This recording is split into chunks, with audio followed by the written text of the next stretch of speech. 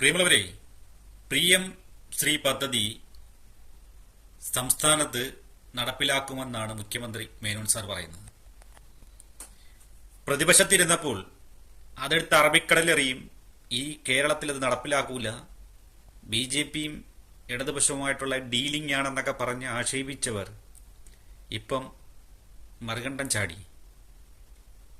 ഇരട്ടത്താപ്പ്, അതായത് ആനയെ പട്ടിയാക്കാന്ന് പറയില്ലേ, ആ പരിപാടിയാണ് ഇപ്പം നടത്തിക്കൊണ്ടിരിക്കുന്നത്. സത്യത്തിൽ ലീഗ് ഇതിനെന്തെങ്കിലും ഒരു അഭിപ്രായം പറയുന്നുണ്ടോ? ഏറ്റവും കൂടുതൽ എതിർത്തത് ലീഗാണ്. BJPയുടെ കാവ്യ രാഷ്ട്രീയം കേരളത്തിൽ നടപ്പിലാക്കുന്നെന്നും പറഞ്ഞ് ബഹളം വെച്ച ലീഗുകാർ ഇപ്പം എന്തുകൊണ്ട് മിണ്ടുന്നില്ല?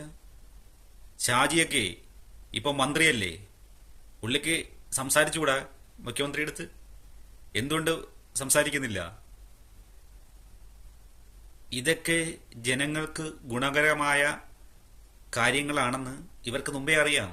ജനങ്ങളെ എങ്ങനെ പൊട്ടനാക്കാം? ശിവൻകുട്ടി സഖാവ് ചെയ്തപ്പോൾ അതിനെതിരെ എന്തെല്ലാം വിമർശനങ്ങളാണ്, എന്തെല്ലാം സമരങ്ങളായിരുന്നു, എന്തെല്ലാം ആക്ഷേപങ്ങളാണ് ചൊരിഞ്ഞത്. ഇപ്പം ആർക്കും പരാതിയുമില്ല, പരിഭവവുമില്ല. ശിവൻകുട്ടി സഖാവ് പറഞ്ഞ കാര്യങ്ങൾ തന്നെയാണെന്ന് മുഖ്യമന്ത്രി പത്രസമ്മേളനം നടത്തി പറഞ്ഞത്. നമ്മളെ നികുതി പണമാണ്, കേരളത്തിൽ നിന്നുള്ള നികുതിയാണ്, GST ആണ് കേന്ദ്രം കൊണ്ടുപോകുന്നത്, ആ പൈസയാണ് തിരിച്ചു തരുന്നത്. പിന്നെ എന്താ പ്രശ്നം മേടിച്ചാൽ? പ്രതിപക്ഷത്തിരുന്നപ്പോൾ ഈ പറഞ്ഞ വാക്കുകളൊന്നുമല്ല പറഞ്ഞത് എന്നാണ്. ജനങ്ങളെ എങ്ങനെ പറ്റിക്കാമെന്നതിനെ കുറിച്ച് സത്യത്തിൽ ഇവര്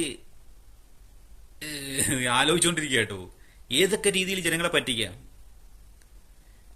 ഇനി ഒരു മാസം കൊണ്ട് ഇവര് ഇത്രയാണെന്നുണ്ടെങ്കിൽ ഇനി അങ്ങോട്ട് ഈ 5 വർഷം എന്തായിരിക്കും നമ്മുടെ അവസ്ഥയെന്നാണ് ഞാൻ ആലോചിക്കുന്നത്. എന്തെല്ലാം കള്ളത്തരങ്ങളാണ് ഇതിനു പേരിൽ പറഞ്ഞു പരത്തുന്നു.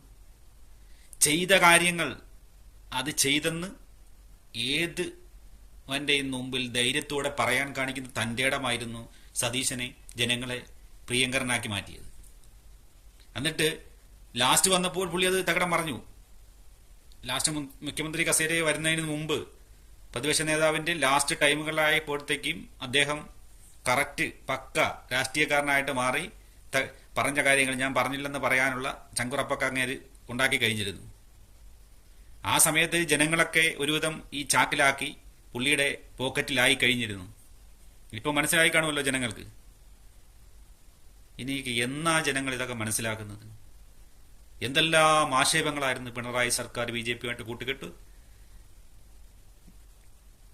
ആ സഖാവ് ശിവൻകുട്ടി എന്തെല്ലാം ആക്ഷേപങ്ങളാണ് ചൊരിഞ്ഞത്. ഇപ്പൊ ആർക്കും പരാതിയില്ല, പരിഭവമില്ല. നല്ല കാര്യം കേട്ടോ, നല്ലത് വരട്ടെ.